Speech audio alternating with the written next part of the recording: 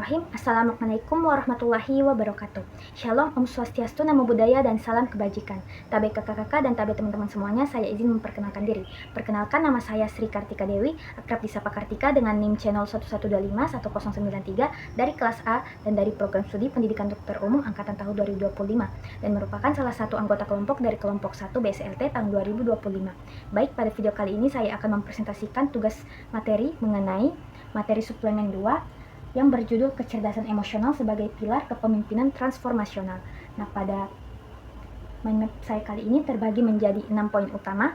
Di antaranya, pada poin pertama sendiri mengenai kecerdasan emosional.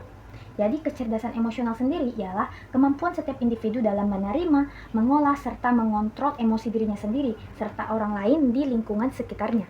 Lalu, evolusi kecerdasan di berbagai spesies. Pada poin kedua, terbagi menjadi 3 jenis, yakni yang pertama amigdala, di mana amigdala ini contohnya terjadi pada reptil ataupun buaya. Nah, pada bagian ini pusat emosi dasar dan respon cepat. Lalu pada bagian yang kedua ialah sistem limbik, terjadi pada hewan seperti monyet atau kera. Yang dimana ini merupakan, atau sistem limbik ini merupakan pusat perasaan, empati, serta memori.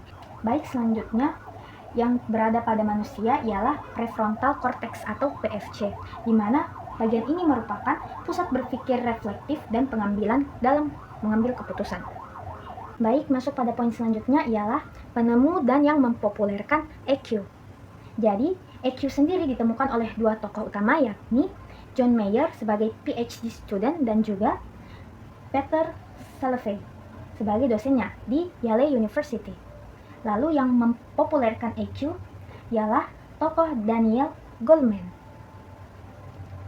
Lalu pada poin selanjutnya ialah elemen kunci dari EQ itu sendiri. Ada 3 elemen kunci. Yang pertama, pengendalian impuls. Yang kedua, pemulihan emosional, di mana kembali pulih setelah fase stres. Lalu yang ketiga ialah kemampuan beradaptasi di bawah tekanan.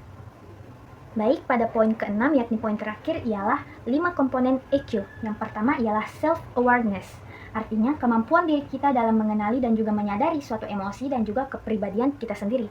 Yang kedua ialah self-regulation, yang artinya kemampuan diri kita atau proses di mana diri kita berada di dalam fase dapat mengontrol emosi kita sendiri. Lanjut pada poin yang ketiga ialah motivation, yakni dorongan internal atau dorongan dari dalam diri kita sendiri yang memacu diri kita untuk mencapai suatu tujuan yang kita inginkan atau yang kita ingin capai. Lalu poin yang keempat ialah empati, di mana empati ini artinya kemampuan diri kita dalam merasakan apa yang orang lain rasakan. Lalu yang terakhir, yakni yang kelima ialah social skill, di mana artinya ialah kemampuan diri kita dalam berinteraksi dengan orang lain. Baik, itulah tadi penjelasan dari tugas mind map saya. Mohon maaf atas segala kekurangan dan kesalahan dalam video saya kali ini. Wabillahi taufik wal hidayah. Wassalamualaikum warahmatullahi wabarakatuh.